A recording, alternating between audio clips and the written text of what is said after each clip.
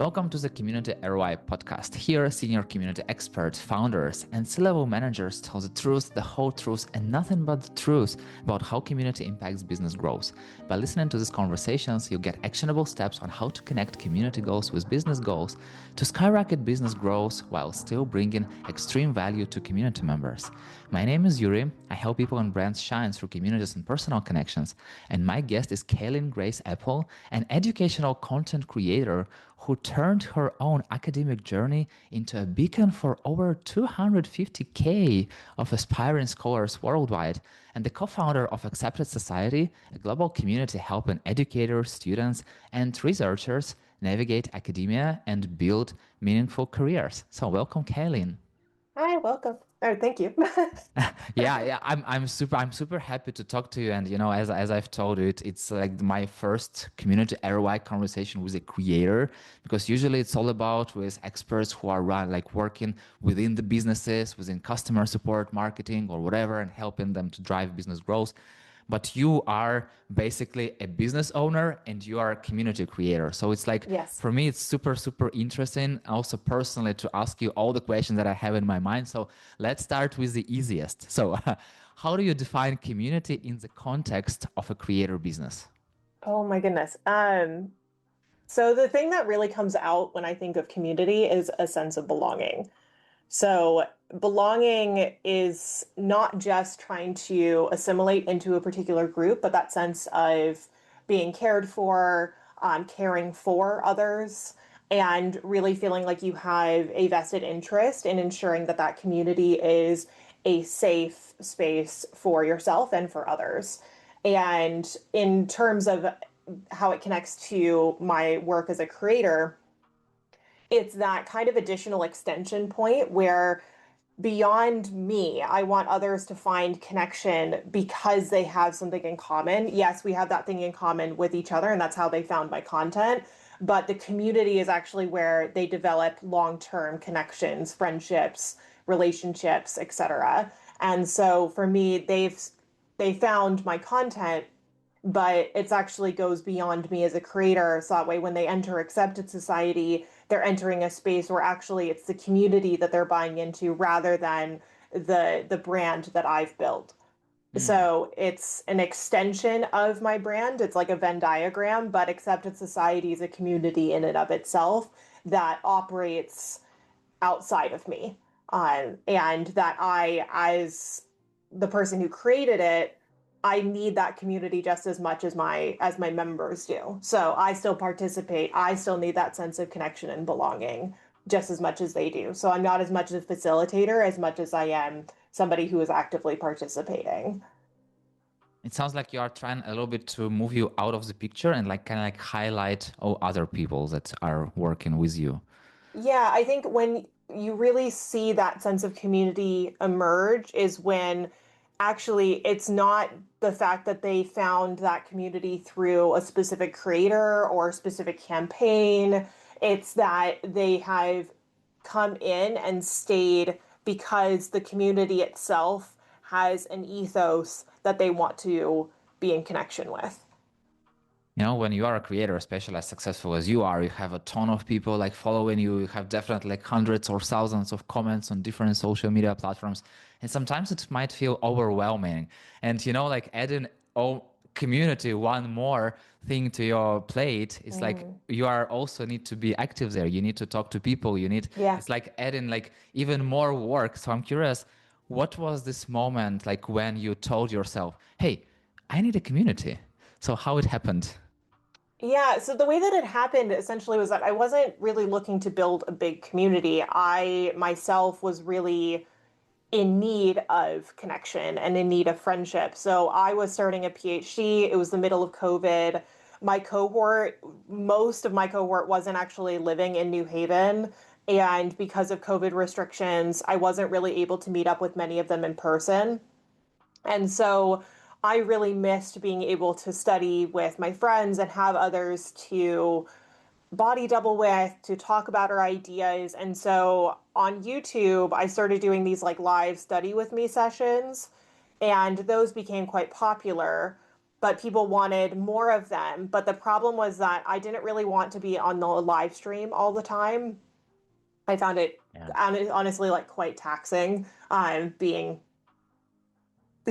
live, just because you don't know what kind of comments are going to come in. It's quite distracting. You can't really get your work done in the right way. So I started putting up these Zoom links, and I basically said you can, pay to join me on a Zoom session. The reason I wanted the kind of paywall was that I wanted to ensure people were going to show up, Mm-hmm. and that I also had privacy restrictions. So to ensure that people were going to show up and that, I was protecting myself in terms of privacy. So I started doing these study sessions, and I think the first one that I did, only like 5 people showed up. But we studied on Zoom, we studied together, we took breaks, and during those breaks was honestly where that sense of connection and friendship really emerged. And it was just such a piecemeal group of people. It wasn't the type of student that I was expecting. Actually, there were people in that group that were not even in school, that had just finished a master's but really wanted to continue research. I had Lainey, who she's a construction worker who is an independent researcher who loves history. Hmm. Sandra was in a master's program. So there was a bunch of people in that group that I just wasn't expecting. I didn't know previously. We developed that relationship through those Zoom calls. And so I continued doing them. And then it slowly started to build where it was going from 5 people to 8 to 15 to 30. And then that was the point when I started thinking, okay, maybe I should formalize this in some way. Should I get like a chat option so that way they can, communicate beyond the sessions? And that's when I would say it really became a community. And it was out of circumstance. It wasn't like I was specifically going in wanting to build a community-based business. It was that at the time, it was a service that I was developing out of my personal necessity, that I needed that sense of connection. And the reason I say that accepted society in particular doesn't really feel like that much additional work is that I myself, as a student, as a researcher, am in need of those study sessions myself. Like I go on almost every day and try to see what members in our community are hosting sessions, and I jump in as a participant. And sometimes I host them. I find that accountability wise, I get more work done if I'm the one hosting it. I feel more sense of accountability for people. But it doesn't necessarily feel like an additional thing. And that's when I coach other creators on building community. I say it needs to be something that you yourself are going to be a natural participant in. It can't be something that you are forcing yourself to facilitate because it's not sustainable. It needs to be something that you are actively engaged in and are benefiting from as well, and not just from a monetary standpoint, but from a communal and a communal and connection standpoint. Yeah. From my personal experience, it's always the best community that started because of some need, because you have some need of connection with someone, or in your experience, you wanted to work to like study together and you needed like this peer support. And once again, as you've said, it doesn't feel like work because you are already doing. And many people think that, oh, I need to create a community. I need to create onboarding. I need to start like some rituals and some programs, and I need to create a strategy. But I feel like also, as if you are a creator, like think about what you are already doing and where would you like to have a support from, like people like you, Yeah. and just start doing it, kind of like test it and see. And afterwards it will hopefully grow into a community, or maybe not, who knows? So, guide me a little bit into this experience of like co-studying, like doing this together. Like how does it work? So essentially, the way that it started was that I would use the Pomodoro method. So the Pomodoro method is either that you do a 25-minute sprint and then a 5-minute break, or you do 50 minutes with a 10-minute break. And I had a bunch of readings that I needed to do at the time. I was in coursework, and what I would do is have these like 25-minute timers, and then we take a 5-minute break to chat. Oftentimes we'd go over the 5 minutes, and we would chat about, it wasn't even about necessarily our work. It was also just chit-chatting about what TV shows people were watching, what we were reading, and those kinds of things. And that's where I feel like the connection really developed. It wasn't about just jumping on Zoom and, having this productive time. It was also that you're doing it amongst other people that care about the things that you care about, that are there to support you when you're feeling down. And yeah, so I would do that for about 3 hours. And I think I was doing them about 2 or 3 times a week. I can't remember the exact rate, but I was doing them a few times a week. And then I had another business at the time. So Accepted Consulting, which was a graduate admissions consulting firm, also had hires in 2021. So when I started hiring, I started actually having people on my team also facilitate sessions because people wanted more availability. And over time, we had like a set schedule. We would run, I think it was 10 sessions a week. And maybe it was more than that. It was like 3 a day. Yeah. Anywho, we did a lot of sessions.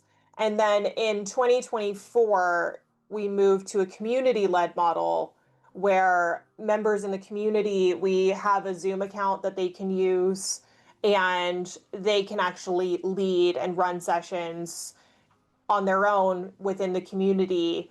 And usually it's people that are, a little bit more familiar with the community, that have been there for a while.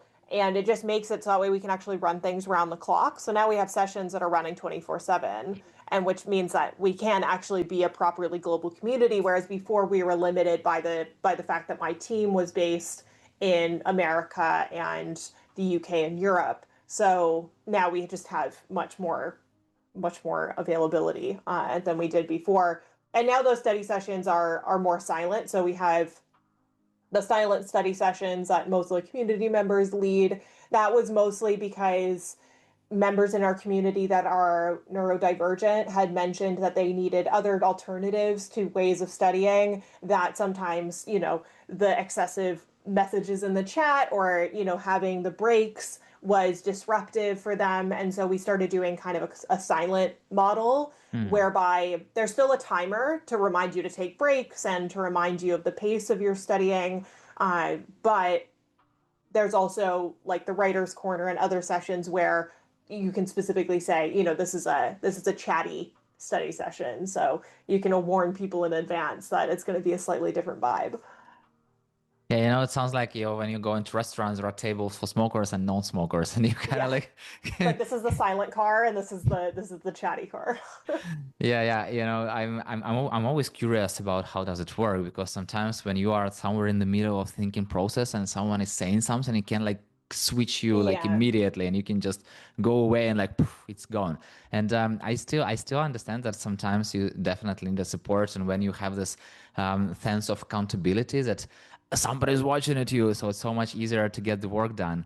And I'm curious, so you've told me about like this guided, I would say not coaching, not guiding, but kind of like starting sessions. And what guide me overall, like what are maybe other programs or habits or rituals that exist inside your community? So one of the things that I think that makes Accepted quite special is that members in the community can either participate in, join, or start support groups.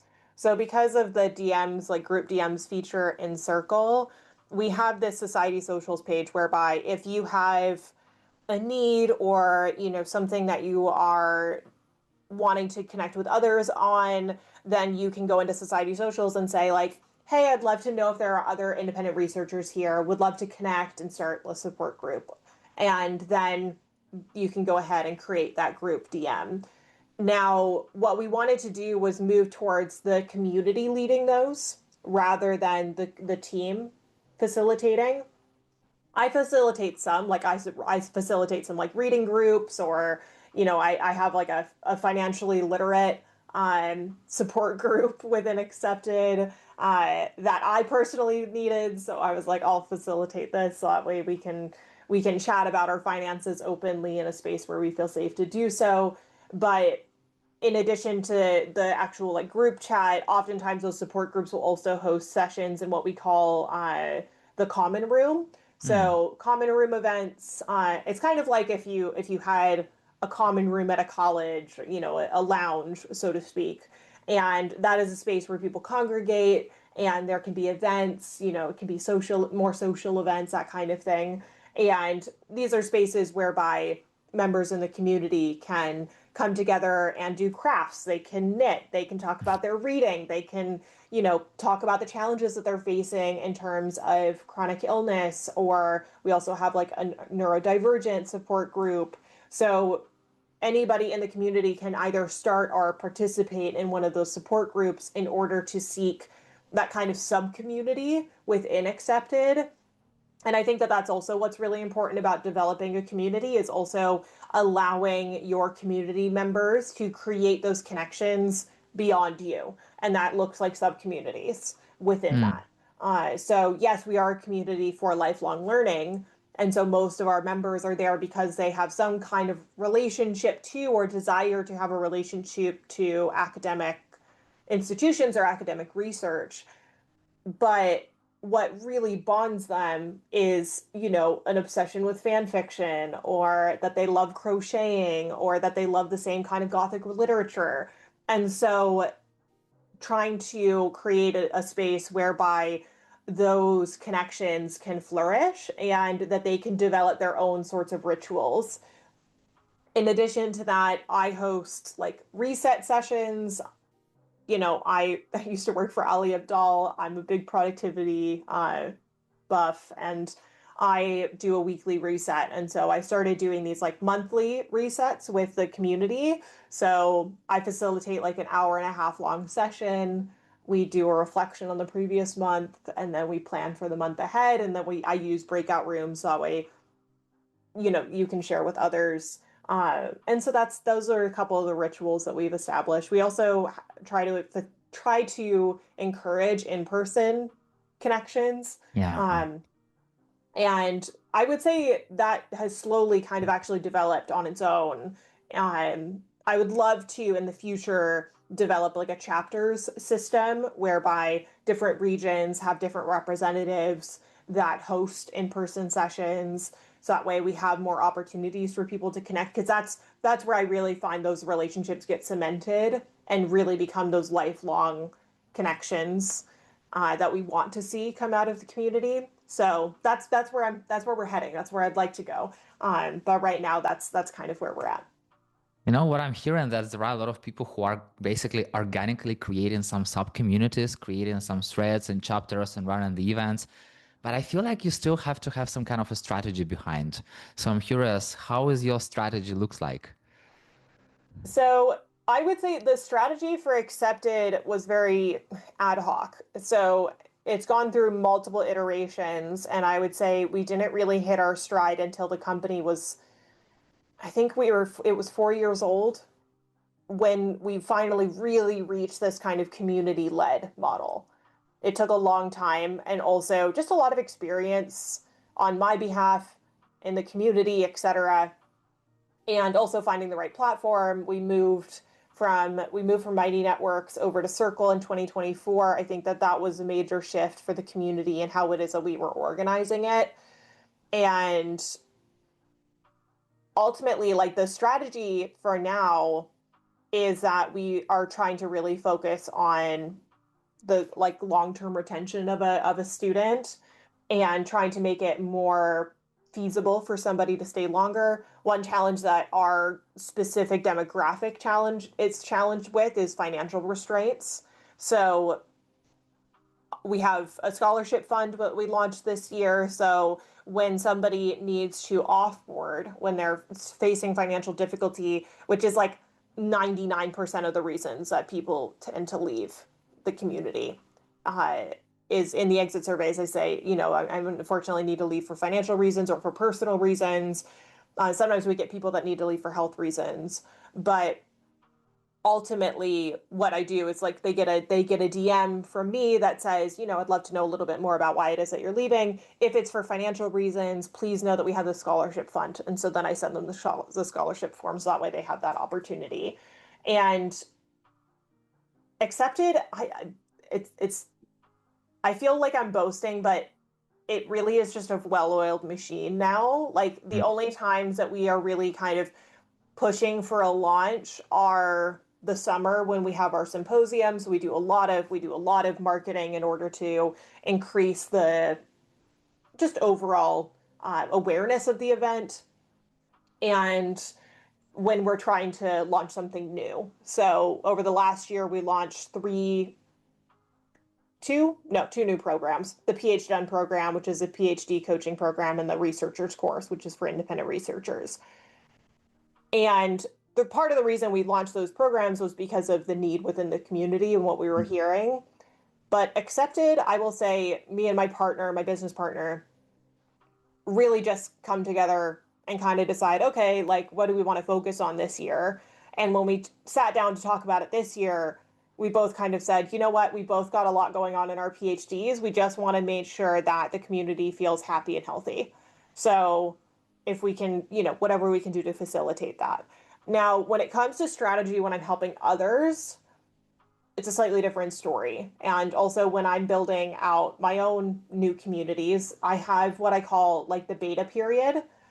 So when I'm starting a new community, or when I'm considering starting a new community, or I'm helping a creator start a new community, I say basically what you want to do is have a small cohort of no more than 15 people, and you want to work with them for about 3 months at minimum. Because that 3 months, the kind of excitement of joining a new community starts to wear off, and you get to see, okay, how much does this community require? What kinds of challenges are they facing? What kind of connections are being made? How can I facilitate that?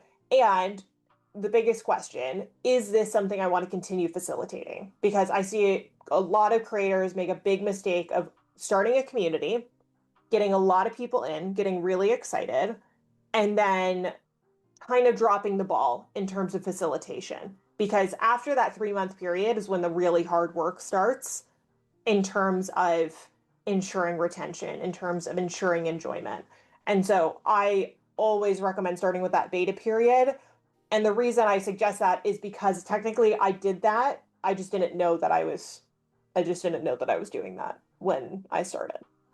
Yeah, I feel like you've just dropped the biggest bomb on the communities around creators, because that's exactly what they usually have. They have a lot of excitement, and they have a lot of people and joining. Oh my God, it's so amazing. People are joining, and then they are having all this like between two water cooler chats, or like whatever you call them. And then everyone is happy. And then 2 months, 3 months, 4 months pass, and like, I feel like it's too much. It's not where I want it to be. And then, also creators are growing, and at some point they think that, I think that I don't need this community. I want another community or something like that. And then that's how community starts to die. And the similar approach from members, because they also have some expectations. They want, I will join this community and I will learn about everything, and I will learn how this person created like their creator journey or whatever, and I will be like them. And then maybe not, because sometimes it's hard to follow like step by step. And I feel like it's the hardest part to make sure that both expectations are met, like from the founder part and from the members part. And as you've said, it's like 3 months at least, and I feel like it has to be even more. And coming back, okay, I have 3 questions, but I need to really like, to choose like the favorite one. Okay, so what is the LTV? Like, what is the lifetime value of your community members from the moment they join? For how long do they usually stay in the community? So I don't have the raw data in front of me, but based on the data that I had pulled before the symposium, if a member makes it past the trial period, they tend to stay around for 6 months. Then there tends to be like a period. It just depends on when in the year they tend to join. If they joined with the symposium, they tend to leave around New Year. So around this time, we see a little bit of drop off. And what we see is that they come back 3 months later. Okay. It says they take like this vacation period, kind of. Yeah, so what we found with the community is that we have a very kind of open door policy. Like, if this is a space for you, we would love to have you. You are more than welcome. If it's not right now, like if it's either, it's not financially viable, you have some personal challenges, you're leaving academia, you need a break from being around other academic-minded people for a while, whatever the circumstance may be. If their circumstance is, I suppose, like more circumstantial versus they didn't really vibe with the community, which is fair enough, then oftentimes they come back at some point. Now, when we were really focused on students, we saw much higher turnover Mm. because it was very seasonal. It was really focused on the academic calendar. We'd see a lot of drop off in the summer. But when we really changed the messaging to focus on lifelong learning, and we're really starting to focus on communicating to members in the wider community that are, later in life, but they love learning. They love being in community with others who want to discuss critically thinking through a Mm. text, or, that they want to study, independently study together. That's more our target now. In which case, actually, this last year, we saw numbers tick up in the summer, which is not normal for us in the academic niche. So normally the Yeah. summer is like dead time. But what we really focused on this year was like, actually, the summer is the best time because you have more flexibility now. You don't have as much structure. We can provide that. And so actually the long-term, life value of a member doesn't end when they leave the first time. Oftentimes they come back. We've Mm. even had members that have left for like 2 years and come back. Just kind of depends on personal circumstance. It depends on you know their relationship to their academic work at that time. And yeah, so unlike other communities that I've led, we're a little less concerned with turnover, or Mhm. if somebody leaves, because what we try to do is ensure that person has, hopefully, is a very good experience with the community, and the reason that they're leaving is something relating to their personal circumstances. However, when it does come to somebody that has a challenge, or has something that wasn't working for them in the community, then that's something I discuss with my team, and we figure out, is there a way that we want to change things so that way we can be a better community for this type of person, or is this person just not somebody that kind of, just doesn't have the same expectations? This isn't the right place for them. So, yeah, I don't have the raw data, but that's the kind of anecdotal data, I suppose. A- and it sounds like you turned into more this kind of like mature audience. So people who kind of like Yes. know what they want and they want it now, as in the Song of the Queen, that I want it all, I want it now. And also, um, I also have this understanding that you need to find a good fit, because when you are joining a community, once again, you have some expectations and you have no idea what's inside. And when you join, you might like it or not.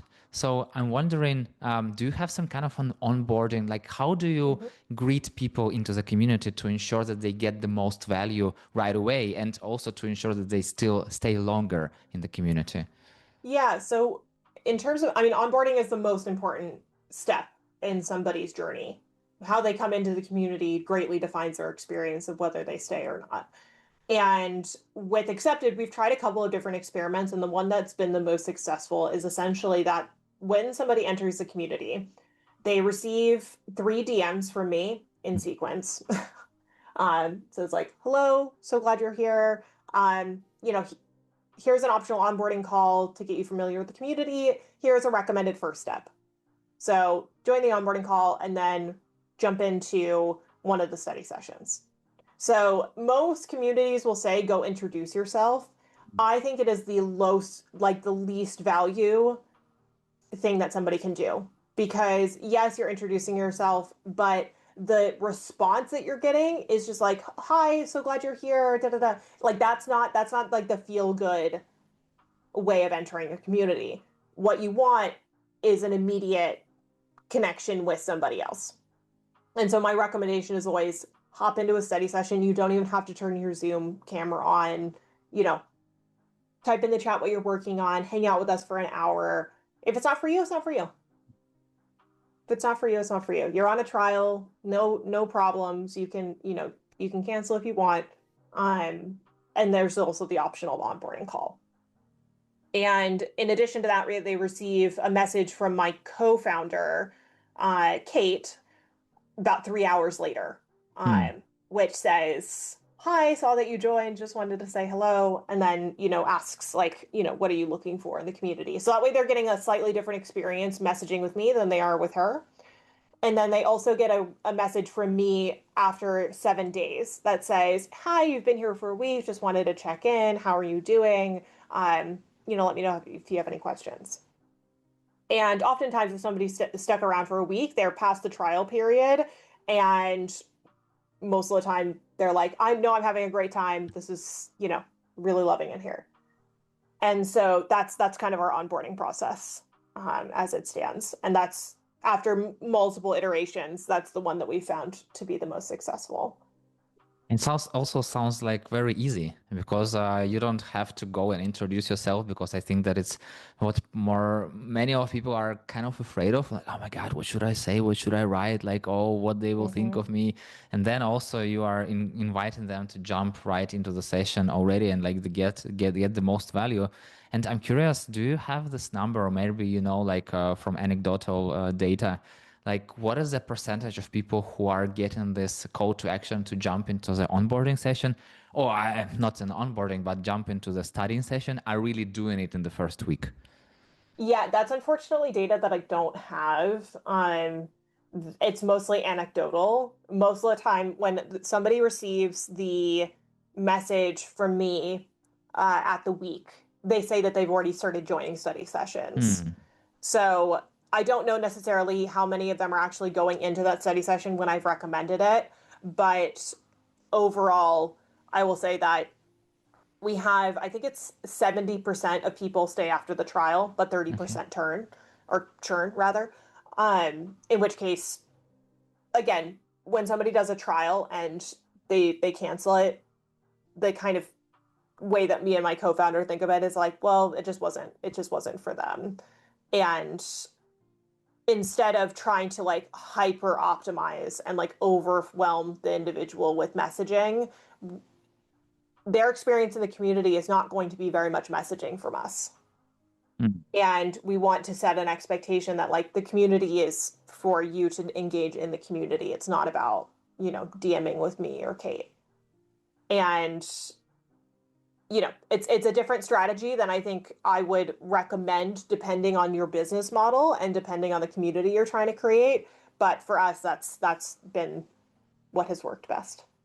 And am I hearing it correctly that the trial is kind of like a free part? So you are joining for free, and then after 7 days, you get charged the monthly fee. Okay. There is this, always battle inside many people, whether should I create paid community or whether should I create a free community? Because sometimes like I see that you didn't have this battle inside. And why did you decide to start already with a paid community? I personally, from experience, have joined many free communities, and while I think they are valuable, the degree of accountability that you feel as a member is lower in my experience. And also the data shows that free communities have a significantly lower engagement. And also people tend to just stick around and like linger and not participate more than in a paid community. Whereas if somebody's not using the service, I would rather, like, I don't want to be taking the fee if they're not using it, if they're not benefiting from it, if they're not going to be returning to it. And so what's nice about paid communities is that, if somebody hasn't used it for a month, 2 months, that's usually the point when they're like, okay, like, it's a pretty significant investment. I'm going to take a break. And maybe they come back and maybe they don't. But I would much rather that than somebody that's, signed on to a free service and then it looks like you have thousands of members. Yeah. But there's no participation. And there's no connection. Because I also find that when you are a member in a community whereby you have invested to be there, you yourself want to take advantage of being there. You want to get the benefit out of it. And so I even find this with communities that I'm a part of in London, the paid communities that I'm a part of. I have made sure that, I make connections off the back of it and that I'm, active and participating and ensuring that I myself am showing up. And I have found that the events that are like free events in London and whatnot, I try never to sign up for something I'm not going to show up for, but free events, people often don't show up. And so also as an event planner, as somebody who has done live events, who has worked in person, when you have a free event, 50% of the people that sign up don't show up. When you have a paid event, 90% of the people show up. And so I would much rather have a paid community whereby I know that I have people that are invested, that are going to show up. And so that's why. And in addition to that, I've also helped facilitate free communities, and I've seen that same thing. I just find that the engagement is much greater in a community that is paid. And also funniest thing that, to your point, I ran like 4 community for experts in Ukraine, and we had like in-person meetups once per 2-3 months, and I've never made them free. So they were like $10 per one ticket, like super small amount of money. But it was, first of all, the great filter. And also, to your point, it was like the great sign that people will actually show up. And I also even had some extra step on that, that if person couldn't come to this meetup, they could kind of like postpone, like move this paid this $10 to another meeting. And if so, basically they had an opportunity to go to 2 events, kind of like for one.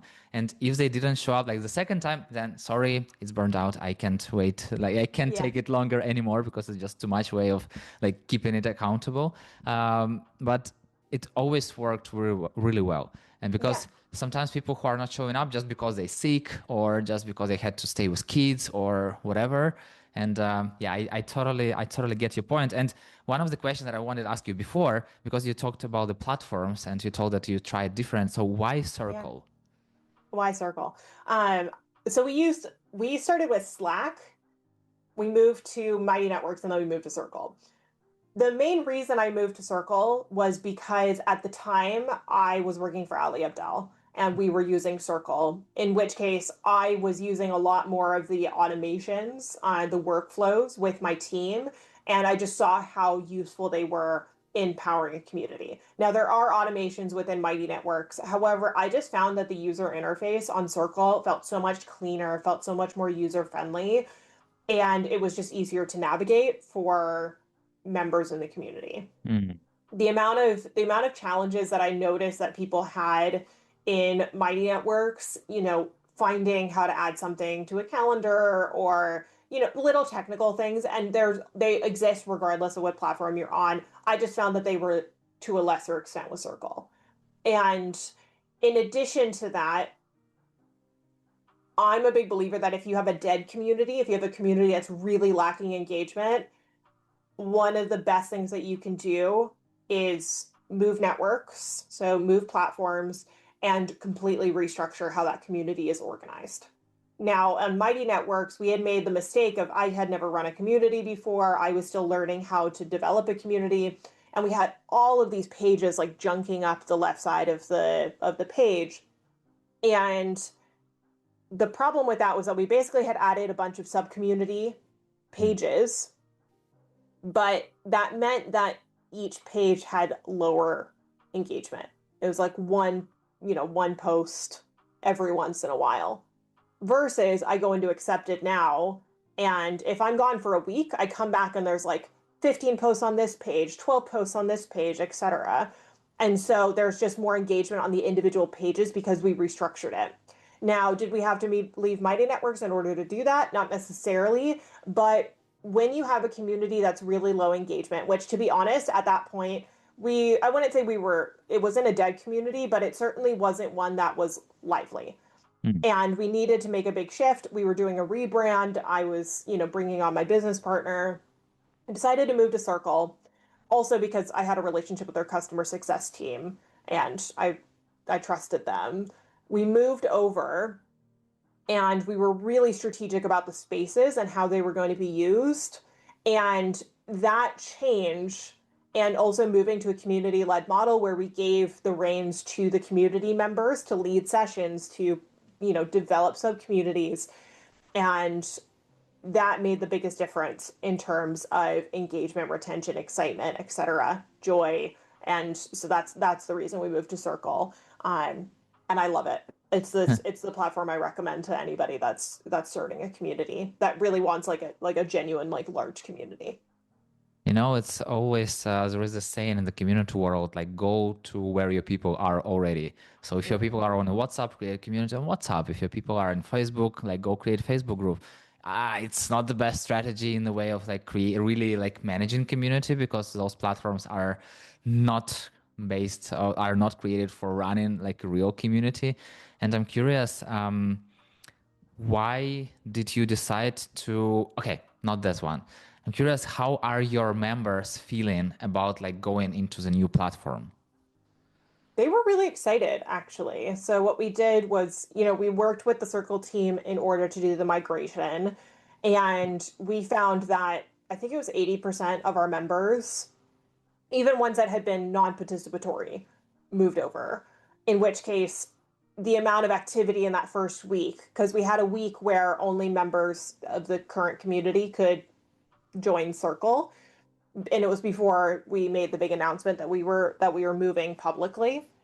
Mm-hmm. And what we found is right away people were really excited by change. We're really excited to have more power within the community to facilitate and to take the community where they wanted it to go. And that was also in our messaging, like, we really want to build a community that is led by your connections, your interests. And by moving, I think that it made that clear. Got it. And also, why not school? There is this kind of like hype in the creator world. Yeah, go on school, create your community on school. So I'm curious, why not school? I'm going to be controversial. I think it's too gamified. It feels a bit gimmicky to me. And also, I think you have to pick the platform that is really dependent on your community base. My community, made up of like academics, independent researchers, etc., they're primarily men and women in their 40s, 50s, etc., 30s, 40s, 50s. The kind of gamification element is not something that they want. It's not something that they desire. And I also don't think it's something that's motivating to them. In addition to that, they're already skeptical of adding another app to their phone. They're already skeptical of learning a new platform. And so I wanted to use something that already felt pretty familiar. And Circle, in my opinion, looked a lot like the way you would navigate Facebook. And so I wanted to be on a platform that felt really familiar to my members. And when I looked into school, I just wasn't attracted to it. Got it. Got it. I'm just curious about your thoughts and feelings, because my personal understanding that school and platforms like that, they are kind of like this hyper hyped platforms that are kind of coolish. Maybe it's like using Duolingo for learning languages. Basically, Yeah. you still can kind of learn something, but it doesn't mean that you will really speak this language. That's exactly my history of using a Duolingo. I use it daily, but it doesn't mean that I speak all the languages that I learned there.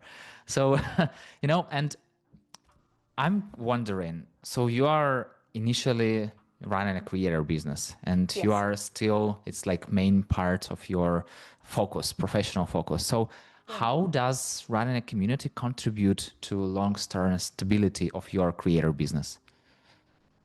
So Accepted Society makes up about 50% of my income now. We have a monthly recurring revenue of around 15 to 20, varies, but generally 15 to 20. And we only have two full-time staff, which is me and my co-founder. in which case we both made the decision that we would basically take the we would take the maximum for the tax bracket for Ireland, but it technically is like significantly lower than what we would typically want to get paid if we were in another role. So, for example, I only take home three, and that's 3,000 euro. So technically, it's like 2,600 British pounds because I live in London, and that's not enough for my like all of my living expenses, etc. But we ultimately decided that we were going to cap our income at that amount, and any additional money would go into scholarships and into in-person events. Hmm. And that we would build our personal brands and businesses outside of Accepted in order to make up the rest of our income and the rest of our, things like savings, etc. And that was a very conscious choice. Now, most people would say, obviously, if you have the opportunity, scale the community to the greatest extent that you can. Accepted, in my opinion, would lose its ethos. It would lose its heart if we were to do that. Mm. I think what makes Accepted really special is that it's growing slowly. Now, last year we grew a lot. We 4 times our membership in 1 year. And 200 of them came in a matter of a week. And that was because of the Accepted Symposium and all the campaigns that we did around that. Now, that's wonderful. From a creator marketing perspective, that's fantastic. But from a community perspective, it's actually not great, because we do best when we grow slowly. And when we can really ensure that the ethos remains the same, that the people we're bringing in are the right kind of people, that the people that are staying in are those that are getting the most out of it.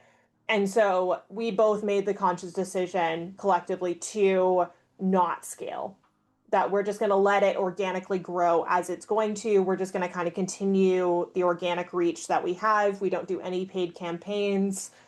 We're just letting it grow as it wants to. Hmm. And that means that I need to find income elsewhere. So I make income from being a creator myself. So things like YouTube ads, paid partnerships. I also do some consulting for creators and tech companies in terms of community building, as well as building creator businesses. And then in addition to that, I'm also starting what I'm hoping will be my long-term business and another community. So I'm starting a business that specifically focuses on helping educators and academics become creator entrepreneurs. So helping them build a brand online through social media, but also build businesses off the back of it. So monetizing through things like communities and helping them figure out, if a community is right for them. And that is what I'm hoping will actually be the majority of my income in the long term. Because, like I said, Accepted, I think, has gotten to a really special place where it's very sustainable. It's very self-contained. I don't have to spend very much time on it right now. I get to participate in the community rather than feeling like I'm constantly trying to build the community. And that's a really great place to be in. However, it doesn't make up enough of the income in order to live in a place like the UK. So Yeah. gotta find income elsewhere. And so I'm building another business, and I also do some consulting. And it sounds like you are connecting with this second business that you are creating, like 2 worlds, like creator world and community world, and like Exactly. merging them. And the funniest thing that there is this story brand, like storytelling hero story approach. Yes. When you are a guide and the person like your client are heroes. And I feel like currently in the community, you are kind of a guide because you are a creator and you know how it works, and you are like a PhD, like academia learner yourself. And then you are like supporting people and they are kind of the heroes of this journey. And I feel like in this second community, you will create more guides who Yeah. also like, create other heroes. So you're like moving on the next level already. That's my hope. That's my hope. You know, I wish to have a sky as a limit, but time is a limit to our conversation. So there is a final question. What is one advice you would give to creators who want to build a community as part of their business? I think the first question that you have to ask yourself is if you genuinely want a community. I see so much conversation in the creator space and the creator economy about how much of a monetization opportunity communities provide. But in order to build a community, you have to be a good community member yourself. You can't just be somebody that wants to build and facilitate. In addition to that, facilitation and being the spotlight in a community, that's not actually community. That is creating a space whereby you are the leader and you have an audience. That's social media. You have to operate within community differently. Community is not like you are performing on social media. It is a space whereby you have to actively participate and also give. I'm a big believer that you have to give in order to receive, and that is giving space, that is giving a sense of belonging, that is being a really good listener, and also handing the mic to your community members to say, actually, this space is for you. I didn't build this just so that way, I have the spotlight. That's a lot of energy. But if you can find a way to really emphasize the importance of your community members and why it is that the community is built around them, then you have a genuine community, in which case, then the sky's the limit. And to a point, I feel like sometimes it might be a biggest challenge for creators because they got used to audience, they got used to kind of like spreading the information out, and then in the community, kind of like have to step away, step aside, and let people, bound, let people like talk to each other. And you, as you've said, you have to be a member of a community, and I feel like sometimes it's super hard. It's super hard. It is. I mean, the practice of being like a good villager also requires that you in your personal life are being a good community member. It's, it's being a good friend. It's, offering yourself generously, not just your advice, but your ability to listen, your ability to hold space for somebody else. And yeah, to be in community is not an easy thing. Either as the creator trying to create the community, but also as somebody coming in, because neither of us knows what the rules are. And so that's why I always recommend start small. Like start with a really small and intimate group of people that you can develop that sense of trust and belonging. They also become the heroes of your community. The people that were on that call when it was the first 5 people are still the people that are in my community, that are leading sessions, that come to in-person events, that, are the first person to say hello to a new member. And so having that smaller group, yes, it's not immediately as profitable. No, it's not immediately as attractive. But if you are patient and you genuinely want community, start small, build slow, and you'll have a community that'll last a lifetime. Yeah, yeah. And last but not least, name 2 people I should reach out to talk about community ROI. Oh my goodness. I would talk to Gio, who is the community manager for Ali Abdal.